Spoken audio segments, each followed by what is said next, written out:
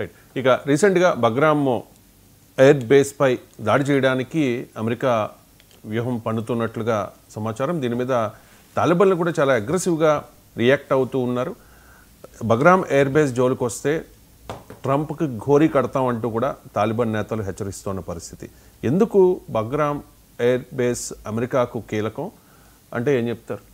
Yes అంటే ఇప్పుడు Bagram air base అనేది మాకు అమెరికాకి మళ్ళీ కావాలి, దీన్ని మాకు మీరు ఇచ్చేస్తే okay, otherwise you will be facing the bad days అని చెప్తున్నాడు ట్రంప్. బ్యాడ్ డేస్ అంట ఆఫ్ఘన్ తాలిబాన్కి ఎయిర్ బేస్ ఇవ్వకపోతే.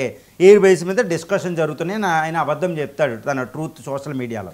కానీ తాలిబాన్ ఒక పెద్ద వాస్తవం తీసుకొచ్చింది. తాలిబాన్ అంటే ఆఫ్ఘన్ పరిపాలించేది తాలిబాన్ వాళ్ళు.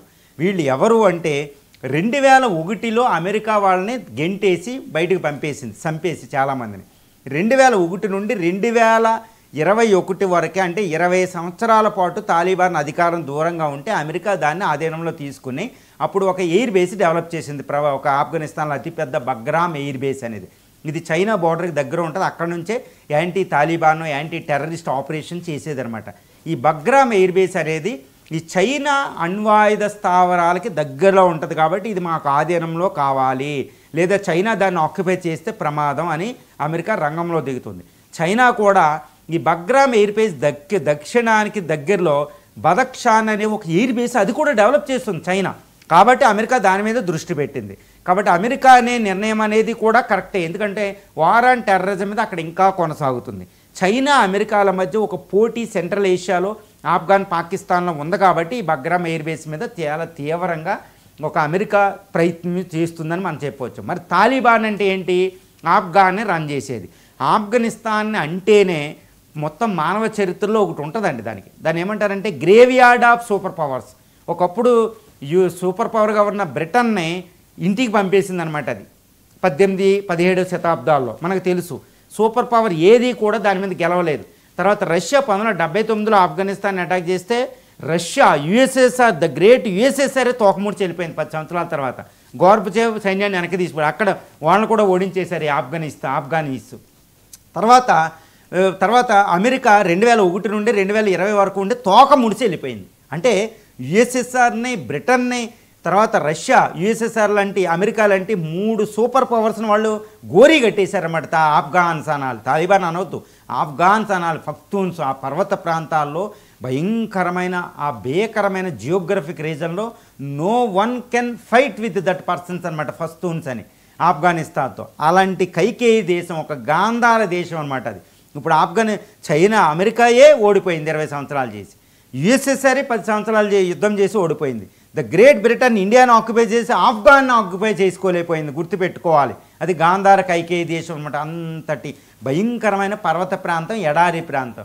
ఇప్పుడు ఇందులో బగ్రామ్ ఎయిర్ బేస్ కోసం అమెరికా మళ్ళీ యుద్ధానికి వస్తే తాలిబాన్ అడ్డగించడం అనేది చాలా కష్టం. ఎయిర్ బేస్ కంట్రోల్ చేయొచ్చు, కానీ వాళ్ళు చేసే గెరిల్లా వార్ఫేర్కి అమెరికా ఎక్కువ కాలం అక్కడ ఉండలేకపోయింది కదా, మళ్ళీ చేంజ్ చేస్తాయి.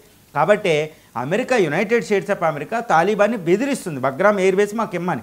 కానీ చైనా కూడా బదక్షాన్లో కడుతుంది. ఇటు చైనా, అమెరికా, అంటే ముఖ్యంగా చైనా ఆఫ్ఘనిస్తాన్లో ఉండడం మన ప్రమాదం ఇండియాకి. ఇండియా దృష్టిలో ఆలోచించాలండి. ఇప్పుడు చైనా ఆఫ్ఘనిస్తాన్కి వచ్చిందంటే అది మనకి చాలా ప్రమాదం. కానీ అమెరికా బగ్రామ్ ఎయిర్ బేస్కి వెళ్ళి ఆఫ్ఘనిస్తాన్లో ఫుట్ హోల్డ్ ఉందనుకోండి, ఇండియాకి చాలా మంచిది.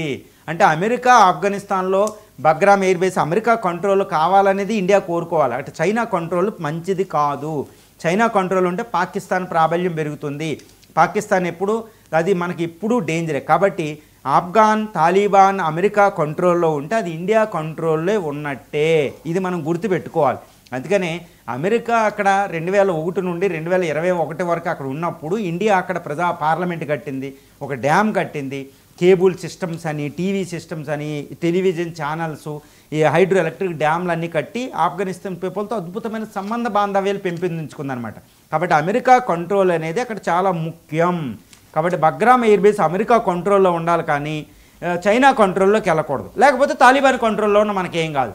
కాబట్టి పాకిస్తాన్ చైనా కంట్రోల్ మంచిది కాదు. కాబట్టి ఇండియా కూడా అది ఏమంటుంది, ఆఫ్ఘన్ తాలిబాన్ ప్రభుత్వంతో సంబంధాలు పెంపొందించుకుంటుంది ఇండియా కూడా, కానీ ఇటు చైనా కంట్రోల్ అక్కడ పెరగకూడదు. ఇది ఇండియా కోరుకునేది. కాబట్టి ఆఫ్ఘనిస్తాన్ తాలిబాన్ ప్రభుత్వ స్థిరత్వం అంటే ఆఫ్ఘనిస్తాన్లో ఏ ప్రభుత్వం ఉన్నా, తాలిబాన్ ఉన్నా, ఎవరున్నా, ఆఫ్ఘనిస్తాన్ అనేది పొలిటికల్గా స్టేబుల్ ఉంటేనే ఇంటర్నేషనల్ టెర్రరిజం, ఇప్పుడు ఇండియాకి ఎగ్నెస్ట్గా పనిచేసే టెర్రరిజాన్ని ఆపొచ్చు, పాకిస్తాన్ ఆగడాలను ఆపొచ్చు, చైనాని ఆపొచ్చు.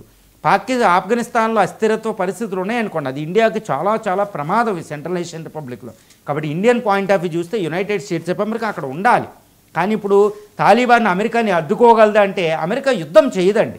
కానీ అమెరికా దగ్గర కొన్ని బిలియన్స్ ఆఫ్ డాలర్స్ ఉన్నాయి ఆఫ్ఘనిస్తాన్ వాళ్ళు.